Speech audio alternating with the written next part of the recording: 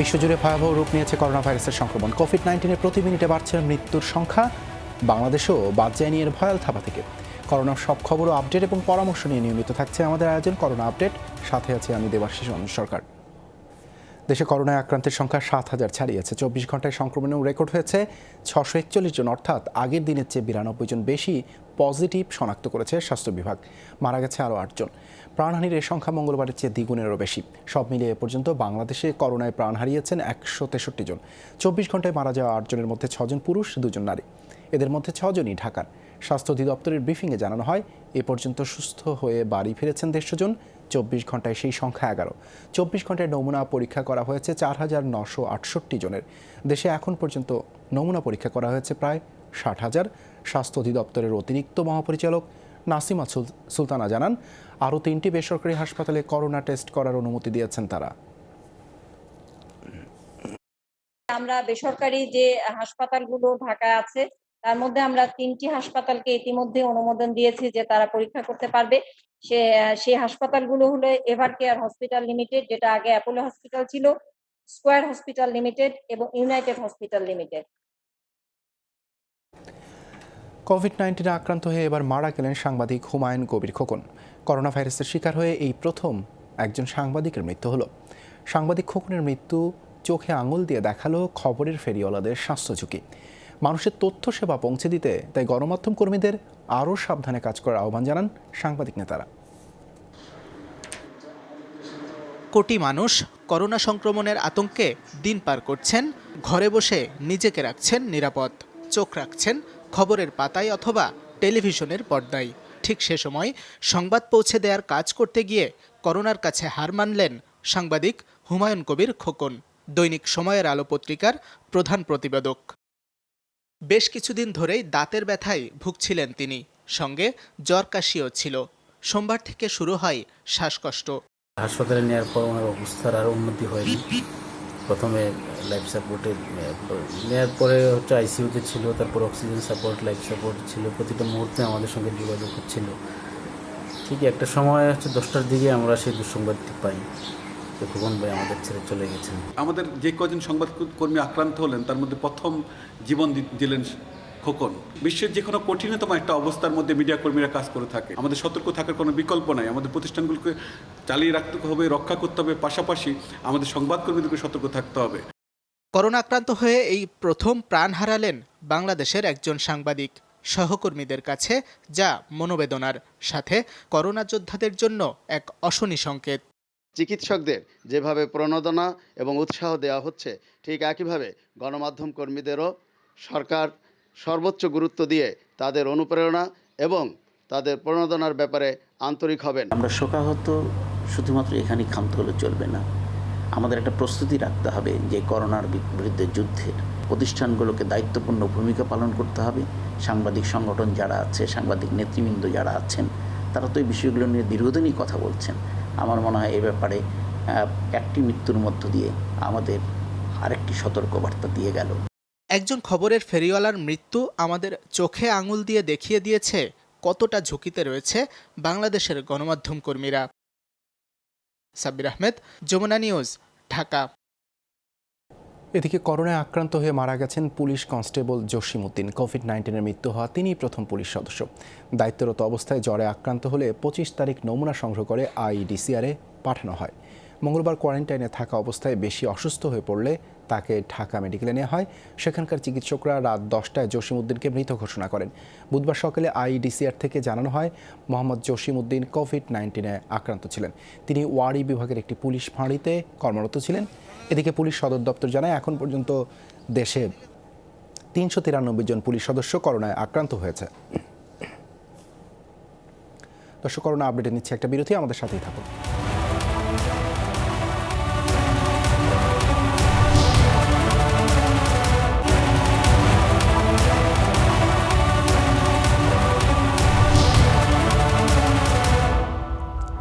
আপনারা দেখছেন corona update. Corona ভাইরাসে একদিনে সর্বোচ্চ মৃত্যুর রেকর্ড দেখল ব্রিটেন। দেশটিতে নতুন করে প্রাণ গেছে 4,419 জনের, ফলে দেশটিতে মৃতের সংখ্যা 26,000 ছাড়ালো। এদিকে যুক্তরাষ্ট্রে নতুন করে প্রাণ গেছে 1200-র বেশি মানুষের। সব মিলিয়ে বিশ্বে প্রাণহানি এখন 2,25,000-এর বেশি। এদিকে করোনা মহামারীর আরেক সম্ভাব্য কেন্দ্রস্থল হয়ে উঠেছে ব্রাজিল। মৃত্যু ঠেকানোর জাদু জানা নেই, একগুঁয়ে জবাব দেশটির প্রেসিডেন্টের। বিশাল এই গণকবর করোনার নতুন হটস্পট ব্রাজিলে। মঙ্গলবার প্রথম একদিনে ৫ শতাধিক মৃত্যু দেখেছে দেশটি। দক্ষিণ আমেরিকার আরেক দেশ ইকুয়েডরেও হয়েছে রেকর্ড প্রাণহানি। একদিনেই দেশ দুটিতে মৃত্যু বেড়েছে দ্বিগুণ। মঙ্গলবার কোভিড-19-এ প্রাণহানি ৫,০০০ ছাড়িয়েছে ব্রাজিলে। ২৪ দিনে সংক্রমণ ৭ গুণ বেড়ে পৌঁছেছে ১.৫ লাখে। পরিস্থিতি সামলাতে ব্যর্থতা নিয়ে প্রশ্নের মুখে উল্টো ক্ষোভ ঝেড়েছেন ব্রাজিলের কট্টর ডানপন্থী প্রেসিডেন্ট। ছোঁয়াচে ভাইরাসে আক্রান্ত হতে পারেন জেনেও আমার মা শেষ মুহূর্ত পর্যন্ত সেবা দিয়ে গেছেন। বিশেষ সুরক্ষা পোশাকও পাননি। আমরা মহামারীর জন্য প্রস্তুত নই। স্বাস্থ্যকর্মীরা সাধ্যমতো সর্বোচ্চটুকু করেছেন, কিন্তু তাদের বাঁচানোর ব্যবস্থা নেই। মানুষ মরছে, সেজন্য দুঃখ প্রকাশ করছি, কিন্তু আমি জাদু জানি না। সব দেশেই মানুষ মারা যাচ্ছে, কেউ আটকাতে পারেনি। আমি কি করতে পারি? মহামারীর এখনকার কেন্দ্রস্থল যুক্তরাষ্ট্রে চলতি সপ্তাহে গড় প্রাণহানি কিছুটা কমেছে। তবে মঙ্গলবার আবারও ২৫০০ মৃত্যু দেখে মার্কিনিরা। দেশটিতে ২ মাসে ৬০ লাখ করোনা টেস্টে পজিটিভ ১০ লাখের বেশি, যা সারা বিশ্বের ১/৩। আশা করছি শিগগিরই করোনার প্রতিষেধক পেয়ে যাব। গবেষণায় দারুণ অগ্রগতি হচ্ছে। সঠিক সংখ্যা জানি না, তবে এই মুহূর্তে রোগী শনাক্তে প্রতিদিন গড়ে প্রায় ২ লাখ মানুষের নমুনা পরীক্ষা করা হচ্ছে যুক্তরাষ্ট্রে, যা সারা বিশ্বের সবচেয়ে বেশি। শিগগিরই হয়তো এই সংখ্যা ৫০ লাখে নিয়ে যেতে পারবো। পরিস্থিতির উন্নতি হচ্ছে ইউরোপের অন্যান্য দেশেও। নুজহাত কামাল, যমুনা নিউজ। ইউরোপের দেশ আয়ারল্যান্ডের করোনা পরিস্থিতির সবশেষ জানাতে ডাবলিন থেকে সরাসরি যোগ দিচ্ছেন প্রবাসী বাংলাদেশি ব্যবসায়ী রুবায়াত দ্বীপ। রুবায়াত দ্বীপ, যমুনা টেলিভিশনে আপনাকে স্বাগতম। টানা লকডাউনে চলছে আয়ারল্যান্ডে। এই অবস্থায় ব্যবসায়ী, বিশেষ করে প্রবাসী ব্যবসায়ীরা কী ধরনের ক্ষতির সম্মুখীন হচ্ছেন?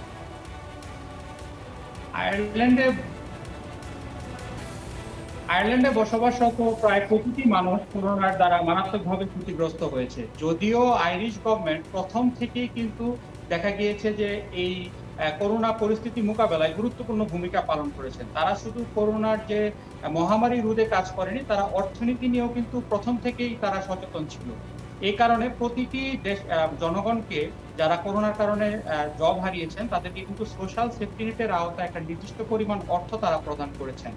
এর পাশাপাশি এখানকার যারা ব্যবসায়ী কমিউনিটি রয়েছেন, তারা মূলত দেখা গেছে যে যেহেতু রেস্টুরেন্ট, টেকওয়ে সহ অন্যান্য ব্যবসা প্রতিষ্ঠান বন্ধ হওয়ার কারণে শুধুমাত্র মারাত্মকভাবে তারা ক্ষতিগ্রস্ত হয়েছে।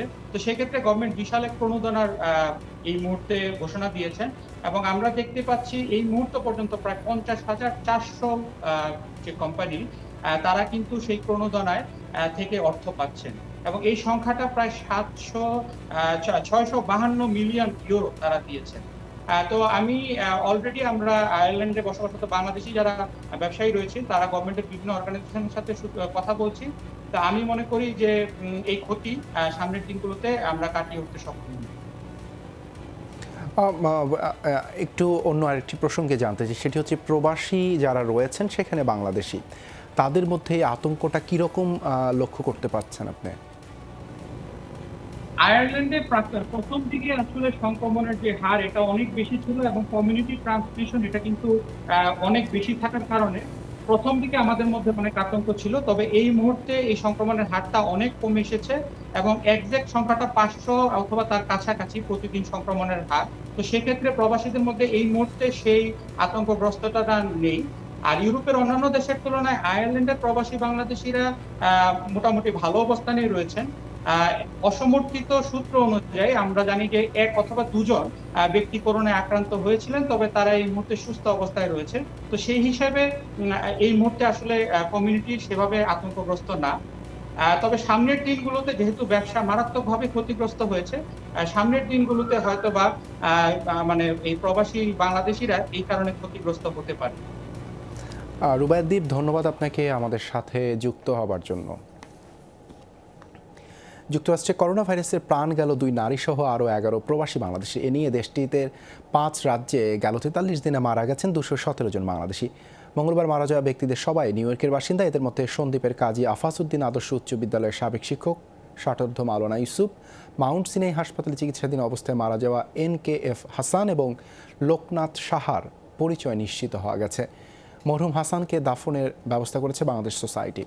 যুক্তরাষ্ট্রে মৃত্যু হওয়া প্রবাসী বাংলাদেশের মধ্যে 199 জনই নিউ ইয়র্কের।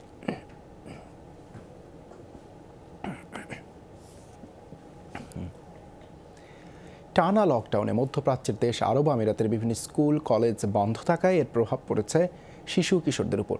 দীর্ঘদিন ঘরবন্দি থাকায় এসব শিশুর সময় কাটছে কম্পিউটার আর মোবাইলে, ফলে বাধাগ্রস্ত হচ্ছে তাদের স্বাভাবিক শরীর ও মানসিক বিকাশ। আমিরাত প্রবাসী শিশুদের নিয়ে প্রতিনিধি মোহাম্মদ রফিকুল্লাহর প্রতিবেদন।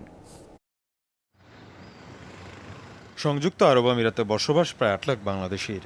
এর মধ্যে অনেকেই দেশটিতে বসবাস করছেন পরিবার নিয়ে। করোনা ভাইরাসের প্রকোপে টানা লকডাউনের কারণে বন্ধ দেশটির সব শিক্ষা প্রতিষ্ঠান, ফলে দীর্ঘ সময় যাবৎ ঘরবন্দি শিশুরা। আমাদের স্কুল 2 মাসের জন্য বন্ধ, আমরা ঘরে টাইম স্পেন্ড করতেছি। আমরা বাসায় থাকি, বাসায় পড়ালেখা করি, বাসায় খেলাধুলা করি। দীর্ঘদিন ঘরবন্দি থাকা বাধাগ্রস্ত হচ্ছে এসব শিশুর মানসিক বিকাশ, শঙ্কায় অভিভাবকরাও। আজ প্রায় 2 মাস থেকে বাচ্চাদের স্কুল বন্ধ। খেলাধুলা, পার্কে যাওয়া, সব ধরনের অ্যাক্টিভিটিস তাদেরকে বাসায় বসেই করতে হয়। ইদানিং সময়ে অনলাইন ক্লাস চালু হয়েছে এবং সেটাও বাসায় বসেই তাদেরকে পড়াশোনা চালিয়ে যেতে হচ্ছে। পরিস্থিতি দ্রুত স্বাভাবিক হয়ে উঠবে এমনটাই কামনা সবার। মীর মুশফিক হাসান, যমুনা নিউজ। যতই দিন যাচ্ছে শারীরিক দূরত্ব নিশ্চিতের প্রবণতা কমছে। ঢাকার রাস্তায় বেড়েছে মানুষ, নানা কাজে পাড়া মহল্লা বাজার রাস্তাঘাট সব জায়গায় মানুষ। এদিকে রাজধানী কাঁচা বাজারে ভিড় তো আছেই, তার উপর নিত্যপণ্যের দামও চড়া। দীর্ঘ সময় ঘরে থাকতে পারছেন না, তাই বের হয়েছেন রাস্তায়। বাসাবাড়ি মানুষগুলো মানছেন না শারীরিক দূরত্ব নিশ্চিতের নিয়ম কানুন। বাসাবোর মতো নগরীর প্রায় সব এলাকাতেই ছিল মানুষের অবাধ চলাচল। ব্যক্তিগত গাড়ি ও রিকশা চলাচল করছে পুরো শহরে। এ বিষয়ে আইন শৃঙ্খলা রক্ষাকারী বাহিনী তৎপর, কিন্তু উদাসীন মানুষ। ছেলে তো যাবেই, ঠিক আছে। আর আমার তো এমনি না, আমি হার্টের সমস্যা। উনি আমার ফ্রেন্ড, উনি তো যাবেন।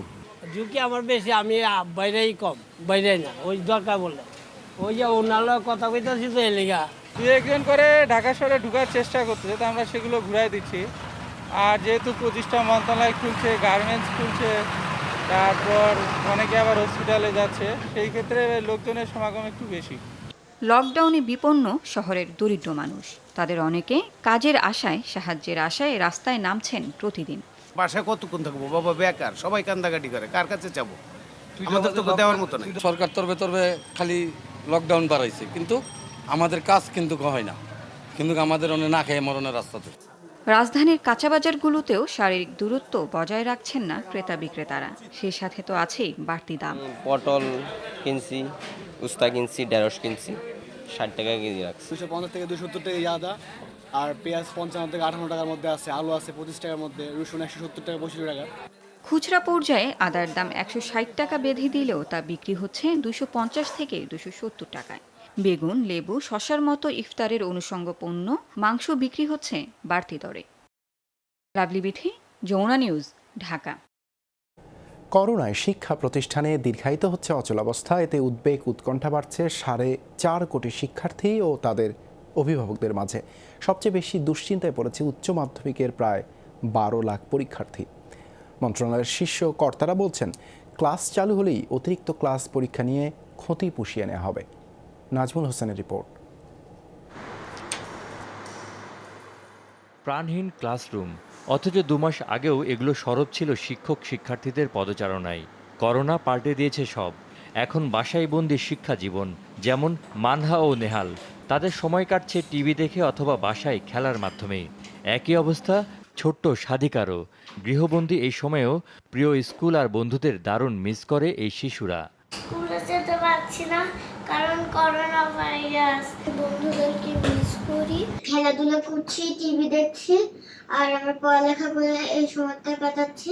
সকালবেলা উঠেই আপনার বই নিয়ে বসতে হয়, সময়টার কাটে না ঠিক মতো। এই পাখিটার নাম চড়ুই, চ থেকেই কিন্তু এসছে। সংসদ টেলিভিশনের মাধ্যমে আপাতত ক্লাস চালু রেখেছে সরকার।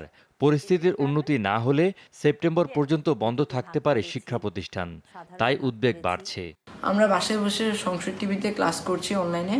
এসএসসি পরীক্ষার কারণে আমাদের স্কুল 1 মাস বন্ধ ছিল। শিক্ষার্থীদের লেখাপড়ায় অনেক বিঘ্ন সৃষ্টি হয়েছে। সবচেয়ে বেকায়দায় উচ্চ মাধ্যমিক পরীক্ষার্থীরা, যেমন তুবার পুরোটা সময় কাটছে রিভিশনে। পরীক্ষার আগে যেই রকম একটা প্রিপারেশন ছিল আমাদের, টোটালি গ্যাপ হয়ে গেছে। অনেক বড় একটা চাপ কমে যেত আমাদের, যেটা আরো বেশি হলো। মন ভেঙে গেছে যে ওরা কি করবে, ওদেরকে পড়তে বললেও ওরা পড়ে না, বলে যে না আমাদের তো পরীক্ষা হবে না। পরিস্থিতি সামলাতে অনলাইন ক্লাসকে উৎসাহ দিচ্ছে সরকার। তবে করোনা সংকট কেটে গেলে নতুন পরিকল্পনা বাস্তবায়ন করতে চান নীতি নির্ধারকেরা।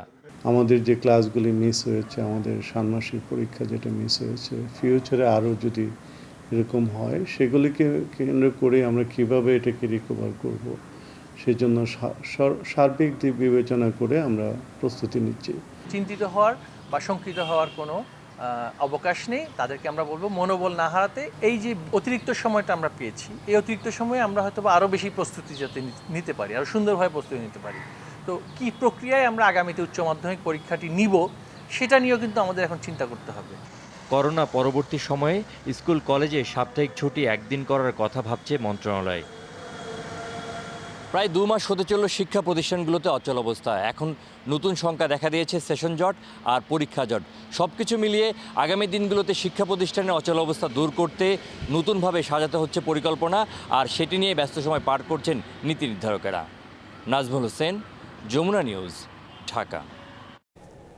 চলতি এপ্রিল মাসে যেসব পোশাক শ্রমিক কাজ করেনি তারা 60% বেতন পাবেন, আর যারা 20 এপ্রিল পর্যন্ত কাজ করেছেন তারা পুরো মাসের বেতন পাবেন। বুধবার দুপুরে শ্রমিক নেতাদের সাথে বৈঠক শেষে এই তথ্য জানান শ্রম প্রতিমন্ত্রী মন্নুজান সুফিয়ান। এর আগে মঙ্গলবার এই ইস্যুতে ব্যবসায়ীদের সাথে আলোচনা করেন তিনি। সভায় জানানো হয় আগামী মে মাসের মধ্যে কোনো কারখানা লে অফ করা যাবে না। এ সময় নেতারা নতুন করে কোনো শ্রমিক ছাঁটাই না করার আহ্বান জানান। এর জবাবে প্রতিমন্ত্রী বলেন মে মাসে কোনো শ্রমিককে ছাঁটাই করতে পারবে না কারখানা মালিকরা। বৈঠকে 52টি শ্রমিক সংগঠনের নেতাদের আমন্ত্রণ জানানো হলেও অনেকেই যোগ দেননি।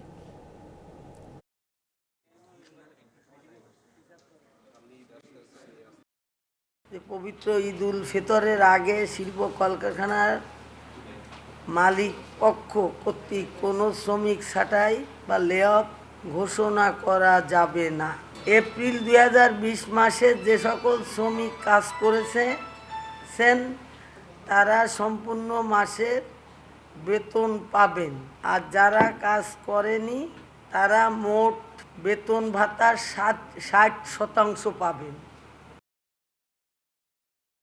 1,500 বেডের নতুন আইসোলেশন সেন্টার চালু হতে যাচ্ছে 4 মে।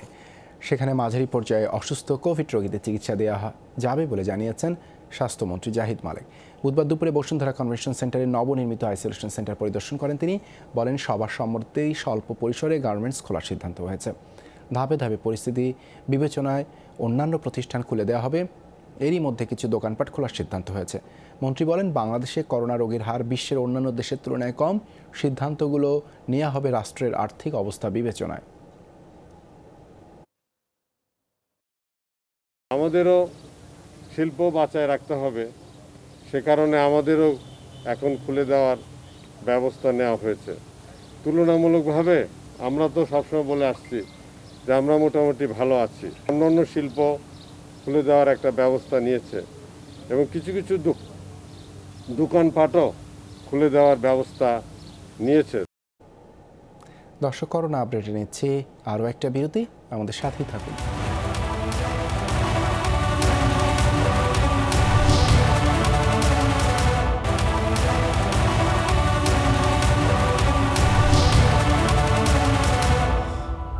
আবারও আমন্ত্রণ করোনা আপডেটে। নওগাঁ শহরে দিব্যি ঘুরে বেড়াচ্ছেন করোনা আক্রান্ত এক যুবক। বুধবার দুপুরে হোম কোয়ারেন্টাইন না মেনে শহরে ঘুরতে দেখা যায় তাকে। ঘটনার সত্যতা নিশ্চিত করেছেন জেলা সিভিল সার্জন। জানান করোনা আক্রান্ত যুবকের বাড়ি রানীনগরে। সম্প্রতি ঢাকা থেকে গ্রামে যায় সে।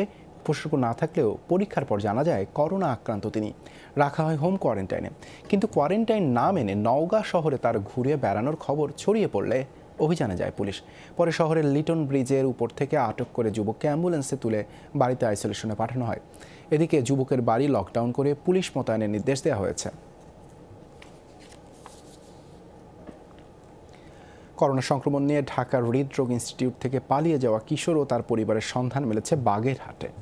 বুধবার দুপুরে সদর উপজেলার ডোমা ইউনিয়ন বড় বাঁশবাড়িয়া গ্রামে তাদের সন্ধান পায় স্বাস্থ্য বিভাগ। করোনা আক্রান্ত কিশোরকে বাড়িতে রেখেই চিকিৎসা দেওয়া হচ্ছে। ওই বাড়িসহ 2টি বাড়ি লকডাউন ঘোষণা করেছে কর্তৃপক্ষ। কিশোরের বাড়ির 14 সদস্যের নমুনা সংগ্রহ করে পাঠানো হয়েছে খুলনা মেডিকেলের PCR ল্যাবে পরীক্ষার জন্য। করোনায় আক্রান্ত জানার পর গেল 26 এপ্রিল হৃদরোগ ইনস্টিটিউট থেকে পালিয়ে যায় কিশোর সহ তার পরিবার। সে শারীরিকভাবে সুস্থ আছে, তখন সেই হিসাবে আমরা যাতে সে রোগটা ছড়াতে না পারে সেজন্য আমরা তার বাড়ির আশেপাশে 2টো বাড়ি, একটা নির্জন জায়গায়, সেখানে 2টো বাড়িকে আমরা লকডাউন করেছি। সব প্রস্তুতি শেষ, আইসিইউ এর অত্যাধুনিক যন্ত্রপাতি ও সংযোগ সম্পন্ন, তারপরও চালু হচ্ছে না করোনা চিকিৎসার বিশেষায়িত বেসরকারি হাসপাতাল হলি ক্রিসেন্ট। জনবল কে দেবে, সরকার নাকি বেসরকারি হাসপাতাল মালিক? এ নিয়েই দেখা দিয়েছে জটিলতা। দীর্ঘদিন ধরে অনেকটা পরিত্যক্ত অবস্থায় পড়েছিল চট্টগ্রামের খুলশী এলাকার হলি ক্রিসেন্ট হাসপাতাল। করোনা প্রাদুর্ভাবের পর এটিকে করোনা আক্রান্তদের চিকিৎসায় পূর্ণাঙ্গ বিশেষায়িত হাসপাতালে রূপান্তরের সিদ্ধান্ত নেয় চট্টগ্রামের প্রাইভেট হাসপাতাল অ্যান্ড ডায়াগনস্টিক ওনার্স অ্যাসোসিয়েশন। এরই মধ্যে প্রায় 1.5 কোটি টাকা খরচে বসানো হয়েছে 20টি আইসিইউ এবং 80টি আইসোলেশন বেড। আছে আধুনিক সব যন্ত্রপাতি। কিন্তু মাসখানেক ধরে এত সব প্রস্তুতির পরও লোকবল সংকটে চালু করা যাচ্ছে না হাসপাতালটি। উদ্যোক্তাদের দাবি, করোনা চিকিৎসায় বেসরকারি এই হাসপাতালে প্রতি মাসে খরচ হবে প্রায় 3.5 কোটি টাকা। এছাড়া বেসরকারি হাসপাতালে চিকিৎসক নার্সদের ব্যাপারে সরকারের সুনির্দিষ্ট নীতিমালা বা প্রণোদনা না থাকায় দায়িত্ব পালনে আগ্রহী নয় কেউ। কোনো একজন ডাক্তার বা কোনো একজনই মানে অ্যাফেক্টেড হয়ে আল্লাহ না করুক সে মারা গেলেন, তাহলে তাকে কি করা যাবে, এগুলো বহুত কিছু নিয়ে আলোচনা হচ্ছে। সেটা তো আমরা আমাদের ভায়াবিলিটি কি আছে, আমরাই বা কতটুকু করতে পারবো, সেটা সরকারকে অবশ্যই এটাকে আগে আসতে হবে। কিন্তু বিভাগীয় স্বাস্থ্য পরিচালকের যুক্তি ভিন্ন। তার দাবি, বেসরকারিভাবে সেবা দেয়া শুরু হলে সুরক্ষা নীতিমালা কিংবা প্রণোদনার বিষয়টি ভাবা হবে। তারা যেমনটিভাবে তাদের হাসপাতালটি চালান, একইভাবে এই হাসপাতালটিও তারা সমন্বিত উদ্যোগে চালাবেন। হ্যাঁ, চালু হয়ে যাক, জনগণ সেবা পাক, তারপরে যদি কোনো রকম সাহায্য সহযোগিতার দরকার হয় সেটিও সরকার দেখবে। চট্টগ্রামে করোনা আক্রান্তের সংখ্যা দিন দিন বাড়ছে, কিন্তু চিকিৎসার জন্য হাসপাতাল মাত্র 2টি, সেখানেও নানা সীমাবদ্ধতা। এই অবস্থায় জটিলতা নিরসন করে বেসরকারি হাসপাতালটি দ্রুত চালুর তাগিদ চিকিৎসকদের। এটা যেহেতু তৈরি হয়েছে, আমি আশা করব যে এটা যে কোনোভাবে হোক, যারা এটার সাথে জড়িত ছিলেন তারা যদি একটু ভালোভাবে সমন্বিতভাবে কাজটা করেন তাহলে এটা চালু হবে, চট্টগ্রামবাসীর জন্য ভালো হবে, মানুষ আরও বেশি করে সেবা পাবে। হোসাইন জিয়াদ, যমুনা নিউজ, চট্টগ্রাম। করোনার আঘাতে বিপর্যস্ত মানুষ, বিপন্ন মানবতা। সামর্থ্যবানদের অনেকেই যখন হাত গুটিয়ে তখন বিরল দৃষ্টান্ত রাখলেন একজন মুচি। জীবনের সামান্য সঞ্চয় রেখেছিলেন সন্তানদের জন্য। 1 খণ্ড জমি আর ঘরের স্বপ্ন ভুলে সর্বস্ব দান করেছেন প্রধানমন্ত্রীর ত্রাণ তহবিলে। অভাবের সংসার, নিজের ঘর নেই, তাই অন্যের জমিতে আশ্রয় মিলন রবিদাসের। রংপুরের মিঠাপুকুরে জুতা সেলাইয়ের কাজ করা এই হতদরিদ্র 6 বছর ধরে জমি কিনতে কিছু টাকা জমিয়েছিলেন। সেখান থেকে 20,000 টাকা দান করেছেন করোনা মোকাবেলায় প্রধানমন্ত্রীর ত্রাণ তহবিলে। টাকাটা দিলাম দেশে বর্তমান করোনা ভাইরাসের যে দুর্যোগ চলতেছে বাংলাদেশে, এই করোনা ভাইরাস দুর্যোগে সরকারের 20,000 টাকা দিতে পারে আমাকে খুব ভালো লাগতেছে। জমানো টাকা দান করার পর কিছুটা দুশ্চিন্তা আছে সামনের দিনগুলো নিয়ে। তারপরও স্ত্রী দীপ্তি রবিদাস আর একমাত্র মেয়ের আক্ষেপ নেই মোটেও। 30,000 টাকা গরু বিক্রি করছি, 20,000 টাকা সরকারকে দিলাম, আর 10,000 টাকা যেটা আছে এটা দিয়ে তো অনেক দিন থেকে কাজকর্ম বন্ধ। সেইখান থেকে 100-200 টাকা বের করে খরচ করতে করতে খাইতেছি। ছেলে মেয়ের চাহিদা তো পূরণ করা লাগে। আমার প্রধানমন্ত্রীর কাছে একটাই প্রার্থনা, যাতে যেন আমার প্রধানমন্ত্রী যেন আমাকে দোয়া করেন, আমার বাবা মাকেও যেন আশীর্বাদ করেন। দারিদ্র্যপীড়িত এ জেলায় এতদিন বিত্তবানদের দান দেখেছেন স্থানীয়রা। মুচি মিলন রবিদাসের মহানুভবতায় গর্বিত মিঠাপুকুরবাসী।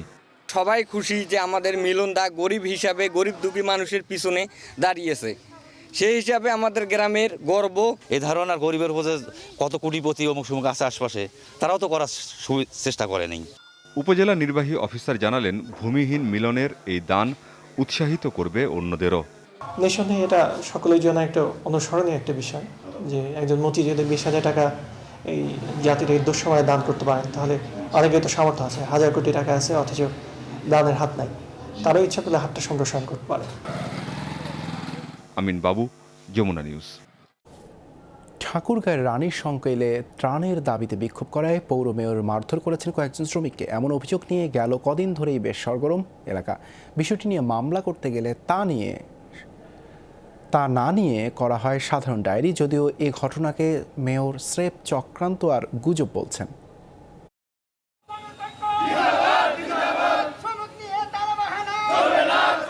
এভাবে একাধিকবার বিক্ষোভ করে ঠাকুরগাঁওয়ের রানীশঙ্কল দোকান ও প্রতিষ্ঠান কর্মচারী শ্রমিকরা। তাদের দাবি 26 মার্চ থেকে প্রশাসনের নির্দেশনা মেনে সব বন্ধ রেখেছেন, কিন্তু পাননি কোনো সহায়তা।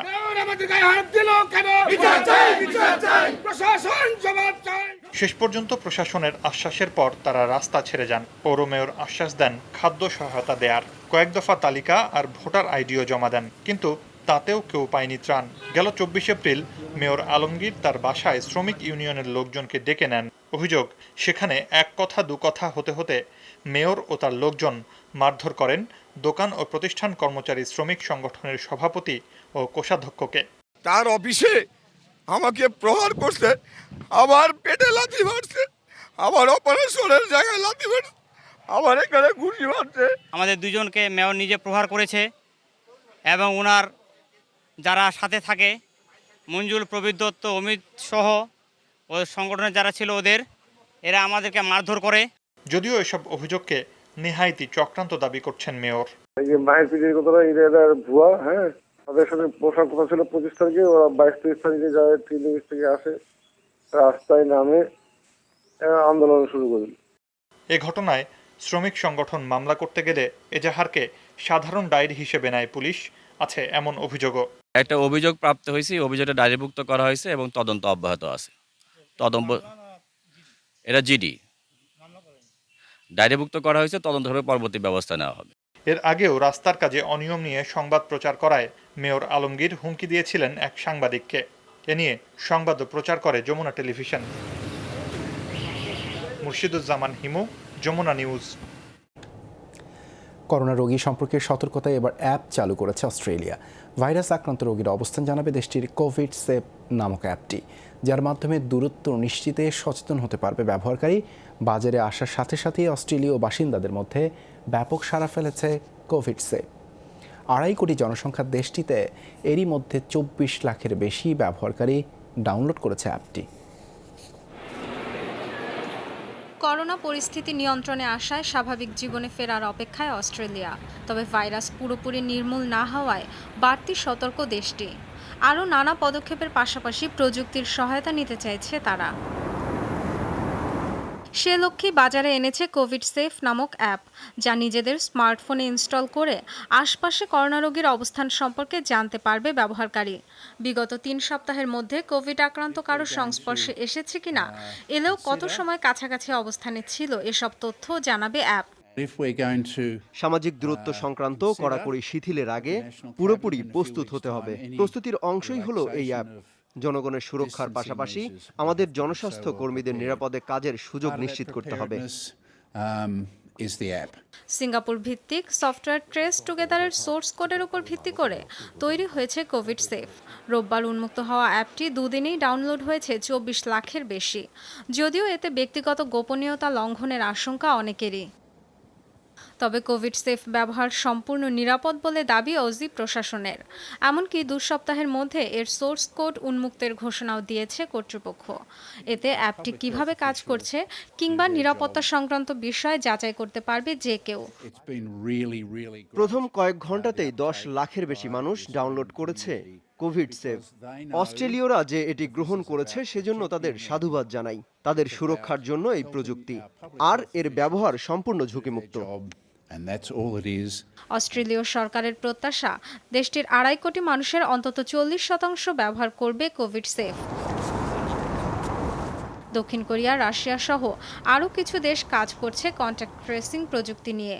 আগামী মাসে নতুন অ্যাপ আনার কথা টেক জায়ান্ট গুগল ও অ্যাপলের, যা কাজ করবে অ্যান্ড্রয়েড ও iOS 2 অপারেটিং সিস্টেমেই। Dorothy Tasrin, Jamuna news. দর্শক, করোনা আপডেটে নিচ্ছে একটা বিরতি, আমাদের সাথেই থাকুন।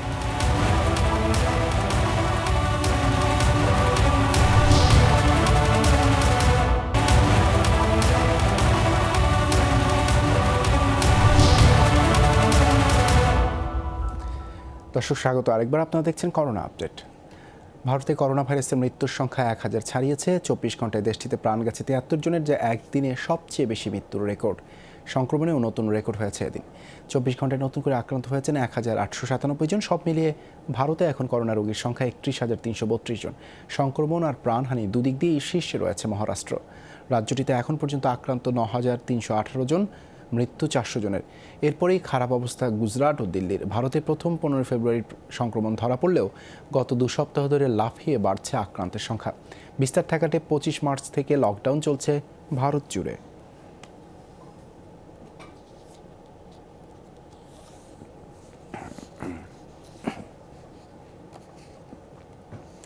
করোনা মোকাবেলায় নিকোটিন ব্যবহারে মরিয়া চেষ্টা চালাচ্ছেন ফ্রান্সের একদল গবেষক। প্রায় 150 বছরের পুরনো গবেষণা প্রতিষ্ঠান লুই পাস্তুরের গবেষকরা বলছেন, শুরুতেই সংক্রমণের ঝুঁকিতে থাকা স্বাস্থ্যকর্মীদের উপর নিকোটিন প্যাচ প্রয়োগ করা হবে, পরে প্রয়োগ করা হবে করোনা আক্রান্তদের উপর। গবেষকদের দাবি, ফ্রান্সে ধূমপায়ীদের করোনা আক্রান্তের হার কম, তবে আক্রান্ত হয়ে গেলে তাদের মৃত্যু ঝুঁকি অন্যদের চেয়ে 14 গুণ বেশি। ধূমপান বিষপান এই সতর্কবাণীর মূল কারণ নিকোটিন। নিকোটিন মানুষের ক্ষতি করে, ধূমপানের নেশাও তৈরি করে এ রাসায়নিক। মানবদেহের জন্য মারাত্মক ক্ষতিকর হলেও নিকোটিনে নভেল করোনা ভাইরাসের ঝুঁকি কমার সম্ভাবনা দেখছেন ফ্রান্সের একদল গবেষক। তারা বলছেন, করোনা আক্রান্তদের মধ্যে ধূমপায়ীর সংখ্যা কম। শুরুতে যখন আমরা দেখলাম কোভিড-19 রোগীদের মধ্যে ধূমপায়ীর সংখ্যা খুবই কম, আমরা ফ্রান্সের মোট ধূমপায়ীর হারের সাথে এটা মেলালাম। তাতে দেখা গেল, যারা ধূমপান করেন একই বয়সের ও একই লিঙ্গের অন্যদের তুলনায় তাদের আক্রান্ত হওয়ার সম্ভাবনা 80% কম। আসলে করোনা ভাইরাস সরাসরি বা পরোক্ষভাবে নিকোটিন রিসিপ্টরের সাথে লড়াইয়ে অবতীর্ণ হয়। ধরা যাক এটা একটা ভাইরাস যেটা রিসিপ্টরে এসে উপস্থিত হলো, কিন্তু নিকোটিনের বাধা পেয়ে সে কোষ থেকে বিচ্ছিন্ন হয়ে যায়। একটি সিগারেটে 10 মিলিগ্রাম নিকোটিন থাকলেও ধূমপায়ীর শরীরে ঢোকে 1 মিলিগ্রাম। করোনার বিরুদ্ধে সুরক্ষা যাচাই করতে 1500 স্বাস্থ্যকর্মীর শরীরে দিনে 14টি সিগারেটের সমান অর্থাৎ 14 মিলিগ্রাম করে নিকোটিন প্যাচ প্রয়োগ করবেন গবেষকরা। এছাড়া পরীক্ষামূলক চিকিৎসা হিসাবে প্যারিসের হাসপাতালে 400 করোনা রোগীর শরীরে প্রয়োগ করা হবে নিকোটিন। একই সময়ে 3টি গবেষণা হবে। একটি হবে সংক্রমণের ঝুঁকি আছে এমন স্বাস্থ্যকর্মীদের ওপর। আমরা নিকোটিন প্যাচ দিয়ে দেখব অন্যদের তুলনায় তাদের মধ্যে আক্রান্ত হওয়ার হার কম কিনা। দ্বিতীয় ধাপ হলো যারা করোনা আক্রান্ত হয়ে হাসপাতালে ভর্তি কিন্তু অবস্থা গুরুতর নয়, দেখব নিকোটিনে তাদের অবস্থার উন্নতি হয় কিনা। আরেক ধাপে পরীক্ষা হবে ইন্টেনসিভ কেয়ারের রোগীদের উপর। ধূমপায়ীরা কম আক্রান্ত হচ্ছেন এই গবেষণা প্রকাশের পর নিকোটিন পণ্য বিক্রিতে বিধিনিষেধ আরোপ করেছে ফ্রান্সের স্বাস্থ্য মন্ত্রণালয়। নিজে নিজে নিকোটিন ব্যবহারে বিপদ হতে পারে বলেও হুঁশিয়ারি দিয়েছেন তারা। গবেষকরা অবশ্য সতর্ক করেছেন, আক্রান্ত হওয়ার হার কম হলেও খুশি হওয়ার কিছু নেই ধূমপায়ীদের। কারণ যেসব ধূমপায়ী আক্রান্ত হয়ে পড়ছেন অধূমপায়ীদের তুলনায় তাদের মৃত্যু ঝুঁকি অনেকটাই বেশি। গবেষণাটি নিয়ে খুবই সতর্ক থাকতে হচ্ছে আমাদের। ভুলে গেলে চলবে না, করোনা ভাইরাসের চেয়েও অনেক বেশি মানুষ মারা যায় ধূমপানের কারণে। করোনার ঝুঁকি কমাতে বিশ্ব স্বাস্থ্য সংস্থা বা বাংলাদেশ স্বাস্থ্য অধিদপ্তর শুরু থেকেই ধূমপান পরিহারের কথা বলে আসছে। যারা ধূমপায়ী আছেন তারা ধূমপান ত্যাগ করুন, কারণ ধূমপান কোভিড-19 আক্রান্তের ঝুঁকি বাড়ায়। মৌলি ইসলাম, যমুনা নিউজ। গিয়েছিলেন করোনা আক্রান্ত হাসপাতাল পরিদর্শনে, কথা বলেছেন করোনা থেকে সেরে ওঠা ব্যক্তির সঙ্গে, গিয়েছেন পরীক্ষার ল্যাবেও। আর এই পুরো সময়টা মাস্কবিহীন থেকে হাসপাতালের নিয়ম ভেঙেছেন যুক্তরাষ্ট্রের ভাইস প্রেসিডেন্ট মাইক পেন্স। তার এমন কাণ্ডে সমালোচনার ঝড় বইছে যুক্তরাষ্ট্রে। আত্মপক্ষ সমর্থনে অবশ্য অদ্ভুত এক যুক্তি দিয়েছেন পেন্স। করোনা ভাইরাসে সংক্রমণ আর প্রাণহানি দুটি সবচেয়ে বেশি যুক্তরাষ্ট্রে। তবে এমন ভয়াবহ পরিস্থিতিও মাস্ক পরতে আগ্রহী করতে পারেনি প্রেসিডেন্ট ডোনাল্ড ট্রাম্পকে। এবার প্রেসিডেন্টের পথেই হাঁটলেন ভাইস প্রেসিডেন্ট মাইক পেন্স। এমনকি মাস্ক না পরেই হাসপাতাল পরিদর্শনে গেলেন তিনি। পেন্সের এমন দায়িত্বজ্ঞানহীন কাণ্ডে সমালোচনার ঝড় বইছে যুক্তরাষ্ট্রে। মঙ্গলবার মিনেসোটা শহরের মায়ো ক্লিনিক পরিদর্শনে যান মাইক পেন্স। সেখানে করোনা থেকে সেরে ওঠা এক স্বাস্থ্যকর্মীর সঙ্গে সাক্ষাৎ করেন তিনি। সে সময় রুমে সবার মুখে মাস্ক থাকলেও পেন্সের ছিল না। হাসপাতালের ল্যাব পরিদর্শনেও যান মার্কিন ভাইস প্রেসিডেন্ট, যেখানে করোনা ভাইরাস শনাক্তের প্রক্রিয়া চলছিল, অথচ বরাবরই মাস্কবিহীন ছিলেন পেন্স। পরে গোল টেবিল বৈঠকেও ছিলেন একই অবস্থায়। নিয়ম ভাঙার পর তীব্র সমালোচনার মুখে আত্মপক্ষ সমর্থন করে খোঁড়া যুক্তি দিয়েছেন হোয়াইট হাউসের করোনা ভাইরাস টাস্ক ফোর্সের প্রধান মাইক পেন্স। ভাইস প্রেসিডেন্ট হিসেবে নিয়মিত বিরতিতে করোনা পরীক্ষা করতে হয় আমাকে। সেই সাথে আমার সংস্পর্শে যারা আসে তাদেরকেও পরীক্ষা করতে হয়। আর সিডিসি গাইডলাইনেও আক্রান্ত ব্যক্তিকে মাস্ক পরতে বলা হয়েছে। হাসপাতালটিতে করোনা চিকিৎসায় জড়িতদের ধন্যবাদ জানানোই ছিল আমার উদ্দেশ্য। হাসপাতাল কর্তৃপক্ষ টুইট বার্তায় জানায়, হাসপাতালের নিয়ম নাকি আগেই জানানো হয়েছিল পেন্সকে। তবে এই ইস্যুতে সমালোচনা শুরু হলে টুইট সরিয়ে নেয় হাসপাতালটি। Mujrabin Tarek, Jamuna news. ATM booth থেকে শুধু টাকাই নয়, বের হচ্ছে চালও। করোনার এই মহামারীতে ইন্দোনেশিয়া, ভিয়েতনাম ব্যবহার করছে বিশেষ এই বুথ। মূলত লোকবল সংকটে এবং সামাজিক দূরত্ব নিশ্চিত করতেই প্রযুক্তিগত এই পদ্ধতি চালু করেছেন তারা। বাটন চাপলেই বুথ থেকে বের হচ্ছে নির্দিষ্ট পরিমাণ চাল। মাপামাপির প্রয়োজন নেই, ঝামেলা নেই প্যাকেট করারও। বিশেষ এই পদ্ধতি চালু করেছে ইন্দোনেশিয়া সরকার। রাজধানী জাকার্তা সহ আশপাশের এলাকায় সেনাবাহিনীর উদ্যোগে প্রতিদিন হাজারের বেশি মানুষকে বিনামূল্যে এভাবে দেয়া হচ্ছে সহায়তা।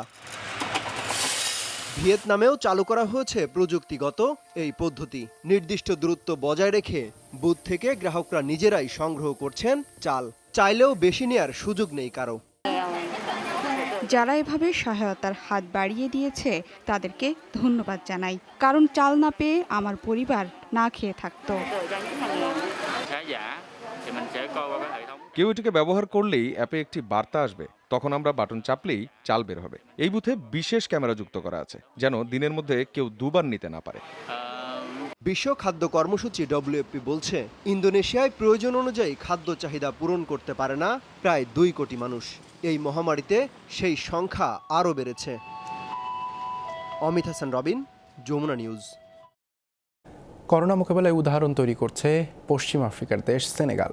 ফুটবল আর রেসলিংয়ের জন্য পরিচিত দেশটি এখন 3D প্রিন্টিংয়ের মাধ্যমে স্বল্প খরচে তৈরি করছে করোনা চিকিৎসায় মহামূল্যবান ভেন্টিলেটর। এমনকি মাত্র $1 করোনা শনাক্তের কিটও উদ্ভাবন করেছেন তাদের গবেষকরা। তাই মাত্র 56টি ICU থাকলেও করোনা মোকাবেলায় বেশ সাহসী সেনেগাল। করোনার মহামারীতে কৃত্রিম শ্বাস প্রশ্বাসের জন্য সারা বিশ্বেই এখন ভেন্টিলেটরের চাহিদা আকাশচুম্বী। আফ্রিকার স্বল্পোন্নত দেশগুলোতে এর সংকট তুলনামূলক বেশি। এ পরিস্থিতি সামাল দিতে পশ্চিম আফ্রিকার দেশ সেনেগালের একদল গবেষক উদ্ভাবন করেছেন সাশ্রয়ী ভেন্টিলেটর। 3D প্রিন্টারের মাধ্যমে তৈরি এসব ভেন্টিলেটর তৈরিতে খরচ পড়বে মাত্র $60 থেকে $70, যেখানে একটি উন্নতমানের ভেন্টিলেটরের দাম $50,000 বেশি। আমার 2 সহকর্মী ইলেকট্রনিক্সের উপর কাজ করছে। তারাই মূলত ভেন্টিলেটরের ডিজাইনার। এর প্রধান পার্থক্য হলো মূল্যে, কারণ হাসপাতালে যে ভেন্টিলেটরগুলো আছে সেগুলো বেশ ব্যয়বহুল। তাই এই মুহূর্তে 3D পদ্ধতির উপরই গুরুত্ব দিচ্ছি। সারা বছর ইবোলার মতো ভাইরাসের সাথে যুদ্ধ করে আসা দেশটি এখন স্বাস্থ্য খাতে বিশ্বের কাছে বিস্ময়। জরুরি এই সময় দিনরাত পরিশ্রম করেছে, টানা 10 দিন কাজ করেছে ভেন্টিলেটরের একটি ডিজাইন তৈরির জন্য। এখনো দম ফেলার সময় পাচ্ছি না। কেবল ভেন্টিলেটর নয়, বিশ্বজুড়ে আলোচনায় সেনেগালের $1 করোনা শনাক্তের কিট। কোভিড-19-এর কোনো প্রতিষেধক এখনও আবিষ্কার হয়নি, তাই রোগী শনাক্ত করে শারীরিক দূরত্ব নিশ্চিতের তাগিদ দিচ্ছে বিশ্ব স্বাস্থ্য সংস্থা। তাই টেস্ট করাকে গুরুত্ব দিয়ে মাত্র $1 কিট তৈরি করে করা হচ্ছে পরীক্ষা। সেনেগালে এখন পর্যন্ত করোনা আক্রান্ত রোগীর সংখ্যা 1000-এরও কম। অমিত হাসান রবিন, যমুনা নিউজ। করোনা ভাইরাসের কারণে বাতিল করে দেওয়া হয়েছে ফ্রান্সের লিগা 1। ফ্রান্সে সেপ্টেম্বর পর্যন্ত সব ধরনের খেলা নিষিদ্ধ করায় আগস্টে শুরু হতে যাওয়া চ্যাম্পিয়ন্স লিগের হোম ম্যাচ দেশের বাইরে খেলবে পিএসজি। এদিকে ইংলিশ লিগের প্রস্তুতি নিতে অনুশীলন শুরু করেছে আর্সেনাল ও টটেনহাম। কিন্তু ফিফার মেডিকেল কমিটির চেয়ারম্যান মিশেল ডুক বলছেন এই মৌসুমে খেলা লিগ শুরু করা উচিত হবে না। বিস্তারিত ডেস্ক রিপোর্টে। ডাচ লিগের পর এবার করোনা ভাইরাসের কারণে বাতিল হয়ে গেল ফ্রান্সের লিগ। ফ্রান্সের প্রধানমন্ত্রী এডওয়ার্ড ফিলিপে আগামী সেপ্টেম্বর পর্যন্ত সব ধরনের খেলা নিষিদ্ধ করায় মূলত বাতিল হয়ে গেল নেইমার এমবাপেদের লিগা 1। লিগের মাঝ পর্যন্ত শীর্ষে থাকায় আগামী মৌসুমে চ্যাম্পিয়ন্স লিগে জায়গা নিশ্চিত করেছে পিএসজি। আর 2 ও 3 নম্বরে থাকা অলিম্পিক মার্শেই ও রেনে খেলবে ইউরোপা লিগে। তবে ফ্রেঞ্চ লিগ বাতিল হলেও আগস্ট থেকে শুরু হওয়া চ্যাম্পিয়ন্স লিগ খেলবে প্যারিস সেন্ট জার্মেইন। শেষ 8 নিশ্চিত হওয়া পিএসজি তাদের হোম ম্যাচগুলো অন্য দেশে খেলে টুর্নামেন্টে অংশ নেবে নিশ্চিত করেছে ক্লাব কর্তৃপক্ষ। তবে ভিন্ন চিত্র ইংল্যান্ডে। আনুষ্ঠানিকভাবে অনুশীলন শুরু করেছে আর্সেনাল ও টটেনহাম। লন্ডনের কলোনি হার্টফোর্ডশায়ারের আর্সেনাল ট্রেনিং সেন্টারে ডেভিড লুইস, জাকা, মার্টেজেগার সহ সেশনে উপস্থিত ছিলেন দলের প্রায় সব ফুটবলার। অনুশীলনে কঠোরভাবে মানা হয়েছে সামাজিক দূরত্ব। নিয়ম মেনে ফুটবলাররা হ্যান্ডশেক, কোলাকুলি থেকে বিরত ছিলেন। এমনকি গেটের সমর্থকদের সঙ্গে ছবি তোলাও নিষিদ্ধ করেছে ক্লাব কর্তৃপক্ষ। একই নিয়ম অনুসরণ করে আনুষ্ঠানিকভাবে অনুশীলন শুরু করেছে টটেনহামও। অধিনায়ক হ্যারি কেইন সহ দলের প্রায় সব ফুটবলার 48 দিন পর প্রথম অনুশীলন সেশনে অংশ নিয়েছে। মে মাসে শুরু হতে পারে ইপিএল এর খেলা। সেই উদ্দেশ্যে এই প্রস্তুতি ক্লাবগুলোর। লিগের শতভাগ প্রস্তুতি নিতে ইংল্যান্ডের বাইরে থাকা ফুটবলারদের ক্লাবে ফেরার পরামর্শ দিয়েছেন লিগ কর্তৃপক্ষ। চেলসির উইলিয়ান, ম্যানচেস্টার ইউনাইটেডের ব্রুনো ফার্নান্দেজ সহ বেশ কিছু ফুটবলার নিজ দেশে অবস্থান করছেন করোনা ভাইরাসের কারণে। নিয়ম মেনে ইংল্যান্ডে ফিরলে 14 দিন হোম কোয়ারেন্টাইনে থাকতে হবে এই ফুটবলারদের। লিগ শুরুতে যখন এত প্রস্তুতি ইংলিশ প্রিমিয়ার লিগের দলগুলোর, তখন ফিফার প্রধান চিকিৎসক বলছেন ভিন্ন কথা। মিচেল ডক বিবিসিকে নিশ্চিত করেছেন তার মতে এই মৌসুমে খেলা আর না আরম্ভ করাটাই ভালো। করোনার প্রকোপ কেটে বরঞ্চ আগামী মৌসুমে নিজেদের সেরাভাবে প্রস্তুত করার জন্য পরামর্শ দিয়েছেন ফিফার এই প্রধান চিকিৎসক। হাসিনুর রহমান, যমুনা স্পোর্টস। এই ছিল করোনা আপডেটে। এতক্ষণ সাথে থাকার জন্য ধন্যবাদ সবাইকে।